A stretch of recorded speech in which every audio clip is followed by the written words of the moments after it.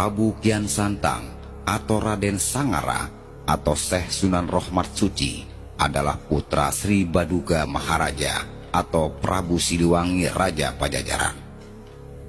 Ketika dewasa, ia belajar agama Islam di Mekah dan mengubah namanya menjadi Galantrang Setra.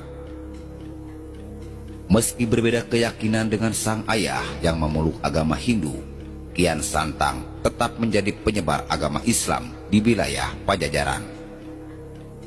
Raden Kian Santang lahir sekitar abad ke-15 dan merupakan anak Prabu Siliwangi dari istrinya yang bernama Nyai Subang Larang.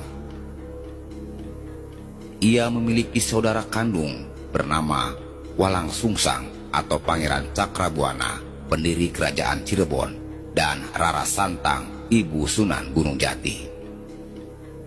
Sejak kecil hingga remaja, Kian Santang dilatih ilmu bela diri hingga tumbuh menjadi sosok ksatria Pajajaran. Ketika sudah mahir dalam bela diri, Kian Santang mengisi waktunya dengan berburu ke hutan. Ia pun mudah untuk mendapatkan hewan buruan menggunakan panahnya. Hal itu membuat Prabu Siliwangi sangat bangga dan mengangkatnya menjadi senopati Pajajaran. Kian Santang pun tumbuh menjadi ksatria yang gagah, perkasa, dan tidak ada yang bisa mengalahkannya. Selama hidup di istana, Kian Santang serba berkecukupan, tetapi merasa kurang mengenal jati dirinya. Ia juga merasa jenuh karena tidak ada satupun ksatria yang mampu mengalahkannya. Konon, Kian Santang kemudian mendatangi peramal untuk mengetahui lawan tangguh yang dapat menandinginya. Ia diberikan petunjuk bahwa orang yang dapat menandinginya adalah Sayyidina Ali dari Tanah Arab. Sebetulnya, Sayyidina Ali hidup pada abad ke-7 dan telah wafat saat itu. Tetapi mereka dapat dipertemukan secara gaib dengan kekuasaan Allah. Selain itu, Kian Santang harus melakoni 2 syarat agar dapat bertemu Sayyidina Ali, yaitu melakukan semedi di ujung kulon dan mengganti namanya menjadi Galantrang Setra. Galantrang berarti berani dan Setra berarti bersih atau suci. Setelah melakoni 2 syarat tersebut, Kian Santang segera melakukan perjalanan ke Arab untuk menemui Sayyidina Ali. Sesampainya di Mekah, ia bertemu seseorang dan kemudian menanyakan keberadaan Sayyidina Ali. Orang tersebut mau memberitahu keberadaan Sayyidina Ali, asalkan Kian Santang mau mengambil tongkatnya yang ditancapkan ke tanah.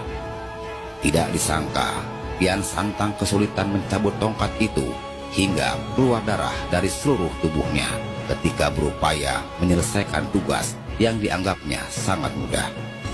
Belakangan diketahui, sosok yang menancapkan tongkat itu adalah Sayyidina Ali. Setelah pertemuan dengan Sayyidina Ali, Kian Santang memutuskan untuk menetap di Mekah dan belajar agama Islam di sana. Kian Santang menetap cukup lama guna belajar dan memahami agama Islam. Setelah itu, ia memutuskan untuk kembali ke Pajajaran. Sesampainya di Pajajaran, ia menemui sang ayah dan kerabat untuk menceritakan pengalamannya selama mengembara di Tanah Arab. Kian Santang kemudian mengajak Prabu Siliwangi untuk memeluk agama Islam. Begitu juga dengan rakyat Pajajaran. Tetapi Prabu Siliwangi menolaknya. Meski ajakan ditolak oleh Prabu Siliwangi, Raden Kian Santang tetap menyebarkan agama Islam di pelosok Pasundan. Pada awalnya, ia menyebarkan agama Islam di Limbangan, kemudian sampai ke Garut dan pesisir utara pantai Jawa. Dalam perjalanannya, Kian Santang mengubah namanya menjadi Syekh Sunan Rohmat Suci. Ia pun pergi ke Galuh dan berhasil mengislamkan Raja Galuh Pakuwon di Limbangan yang dikenal memiliki nama Sunan Pancer. Berkat Sunan Pancer, agama Islam bisa tersebar luas dan berkembang di daerah Galuh, Pakuwon. Sejak penguasa lokal banyak yang menjadi umat muslim, ajaran Islam menjadi berkembang di hampir seluruh wilayah Priangan. Setelah berhasil mengislamkan hampir seluruh Priangan, Raden Kian Santang memilih menetap di sekitar Garut. Di tempat itulah ia menyebarkan agama Islam dan menjadi guru syariat hingga akhir hayatnya. Tidak diketahui kapan Raden Kian Santang meninggal, tetapi masyarakat lokal meyakini makamnya terletak di lereng Gunung Karacap yang berada di Kecamatan Karangpawitan, Kota Garut.